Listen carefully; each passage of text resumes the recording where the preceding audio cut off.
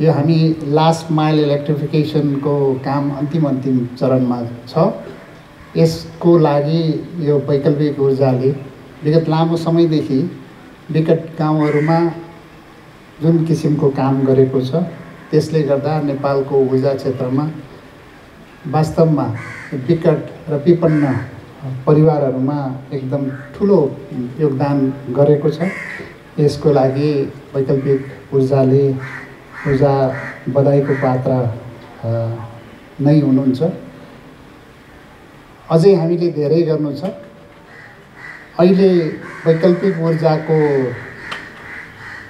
यो कार्यक्षेत्र धेरै बढेको छ। पहिला हामीले विद्युतीकरणको लागि वैकल्पिक ऊर्जा, सोलर र मिनी ग्रिड, माइक्रो हाइड्रो मात्रै भन्थ्यौँ र अहिले वैकल्पिक ऊर्जाको चाहिँ कार्यक्षेत्र इनर्जी इफिसियन्सी र इनर्जी ट्रान्जिसनको लागि एकदमै ठुलो भूमिका वैकल्पिक ऊर्जाले निभाउनु परेको छ। ऐनले पनि व्यवस्था गरेको छ। इनर्जी इफिसियन्सी वैकल्पिक ऊर्जाको कार्यक्षेत्रभित्र पर्दछ।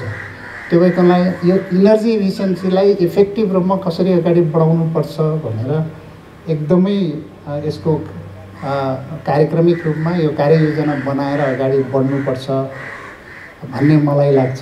त्यस्तै गरेर इनर्जी ट्रान्जिसनको विषय अहिले चार्जिङ स्टेसन, हामी ट्रान्सपोर्टेसनलाई इलेक्ट्रिफिकेसन गर्ने, कुकिङलाई इलेक्ट्रिफिकेसन गर्ने भनेर गाउँमा अहिले जुन ग्रिड पुगेको छ, ग्रिडलाई प्रयोग गरेर कुकिङमा, इन्डक्सन कुकिङहरूमा जाने भनेर जुन हामी लागिरहेछौँ, त्यसमा विशेष ध्यान दिएर अगाडि बढ्नुपर्ने छ। किनभने हाम्रो डिमान्ड क्रिएसन त्यहीँबाट हुने र इनर्जी ट्रान्जिसन जुन फोसिल फ्युलबाट हामी इलेक्ट्रिसिटीमा कन्भर्सन कसरी गर्न सकिन्छ भन्ने कुरामा चाहिँ अब यो वैकल्पिक ऊर्जाले विशेष ध्यान दिएर अगाडि बढ्नुपर्ने छ।